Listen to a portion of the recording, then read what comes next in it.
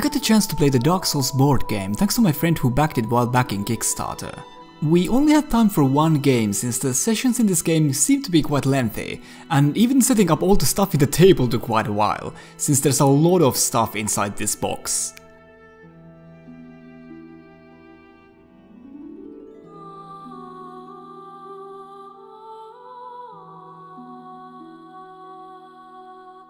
I must apologize for the less than optimal picture quality since my phone's camera isn't the best, but I try to take some pictures and video material to accompany my thoughts a bit while I share my opinions about the game with you. Also, something to note here is that my friend who plays other tabletop games with figurines in them, like Warhammer for example, has painted some of the figurines himself, so if you buy the Dark Souls board game, yours will not come with the paintwork you see in some of the models here.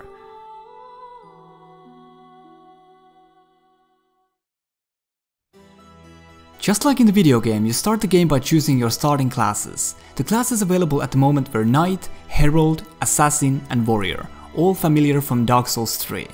In this game you all work together as a party, so if one of you dies, everyone dies.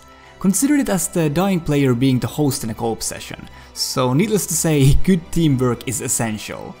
I picked the Knight as my starting class while my friends picked the Assassin and the Herald. Let me quickly summarize the basic flow of the game.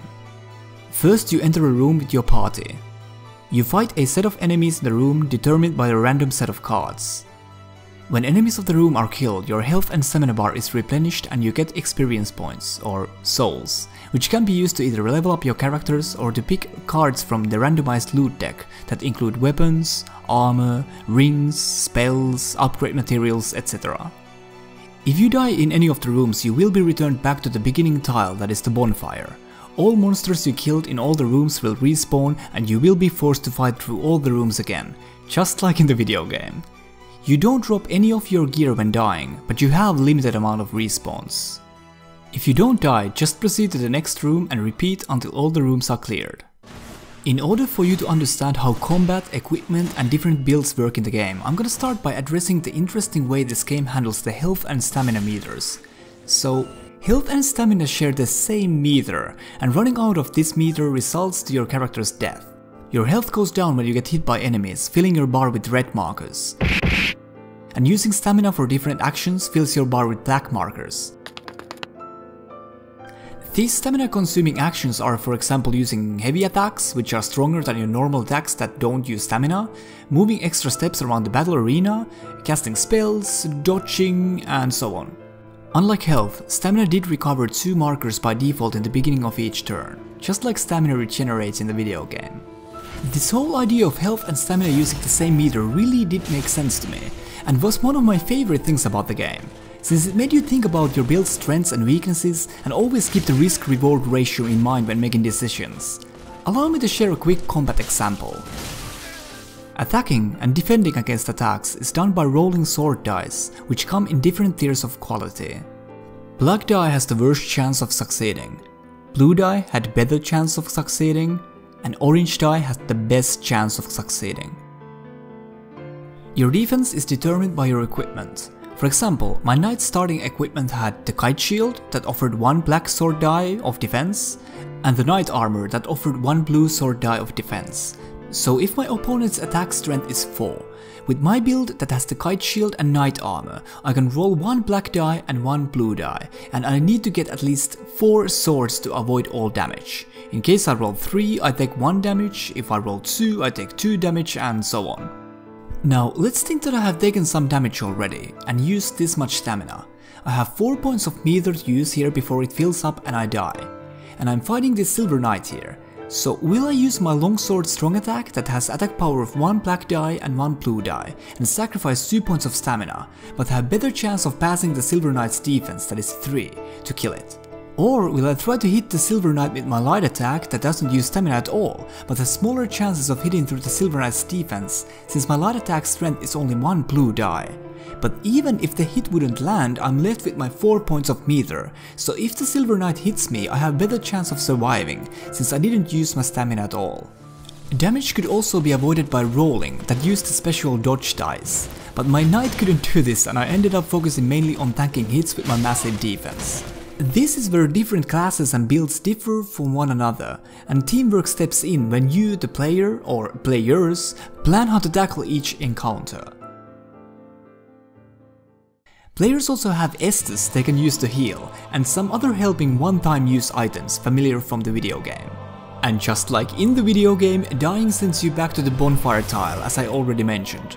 But this time you will know what awaits you in the rooms you visited, and since you get to keep all your loot and stats, fighting these rooms again is easier now, but still grants you souls, so grind is actually useful. If you manage to clear your way through enough rooms, killing weaker and a bit stronger enemies, you'll eventually fight a mini-boss, which at the moment could be the Outrider Knight, Gargoyle, Titanite Demon or Winged Knight.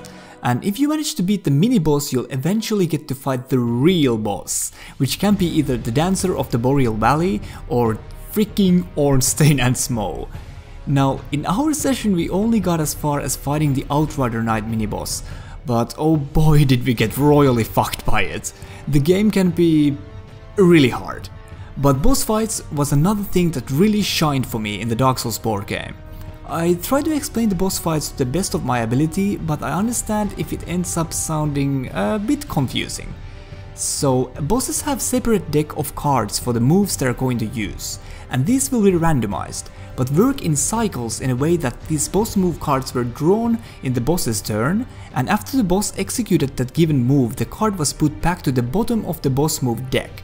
So actually memorizing what the boss does next and what comes after became a crucial element of fighting the bosses.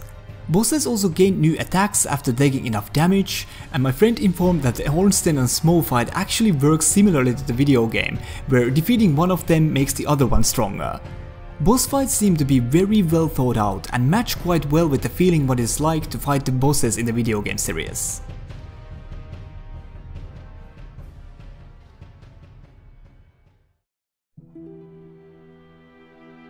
So, is the game good? I would say yes. Yes, it is.